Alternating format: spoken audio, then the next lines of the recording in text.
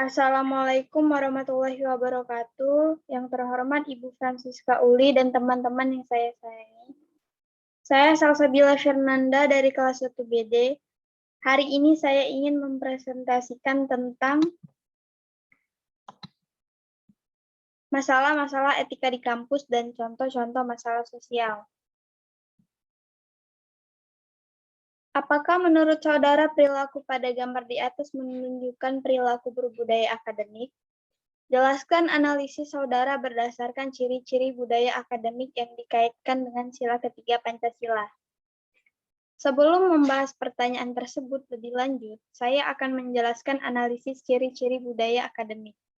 Budaya akademik, menurut Kailan, adalah ciri-ciri yang ada dan tumbuh pada masyarakat ilmiah yang terdiri dari kritis, kreatif, objektif, analitis, konstruktif, dinamis, biologis, menerima kritikan, menghargai prestasi ilmiah atau akademik, bebas dari prasangka, menghargai waktu, memiliki dan menjunjung tinggi tradisi ilmiah, berorientasi ke masa depan, kesejawatan atau kemitraan.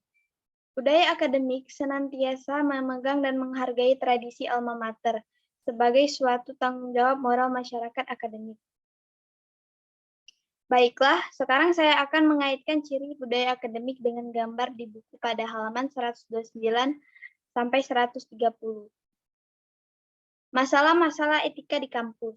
Pada gambar pertama, yaitu mahasiswa kampus yang tidur di waktu pembelajaran. Gambar kedua yaitu mahasiswa kampus UPN demo soal UKT dan kejelasan informasi kampus.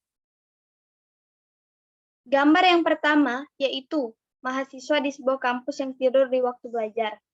Itu tidak termasuk dalam budaya akademik karena di gambar tersebut tidak memiliki salah satu dari ciri-ciri yang telah disebutkan tadi. Jadi, dapat disimpulkan bahwa gambar pertama bukanlah perilaku berbudaya akademik.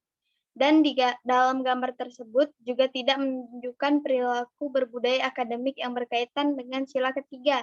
Karena menurut dari sila ketiga, yaitu Persatuan Indonesia, yang berarti bahwa dalam melakukan sesuatu kegiatan yang berhubungan dengan persatuan, maka itu sudah terkait dengan Pancasila sila ketiga.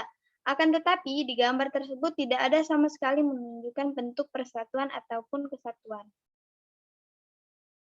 Untuk gambar yang kedua, yaitu mahasiswa kampus UPN demo soal UKT dan kejelasan informasi kampus, menurut saya itu termasuk ke dalam perilaku berbudaya akademik, karena di sana memiliki ciri-ciri yang telah disebutkan tadi. Salah satunya adalah kritis dan analitis dalam menanggapi permasalahan yang sedang dialami, dan mencoba untuk meminta keringanan yang dimana mereka anggap adalah hak mereka sebagai mahasiswa.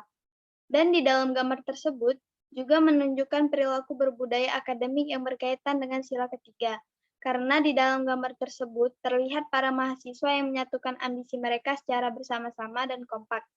Demokratis juga saat ini berhubungan dengan Pancasila sila ketiga, yaitu persatuan dan kesatuan. Jadi bisa disimpulkan bahwa gambar tersebut berkaitan dengan perilaku berbudaya akademik yang berkaitan dengan Pancasila sila ketiga. Contoh-contoh masalah sosial.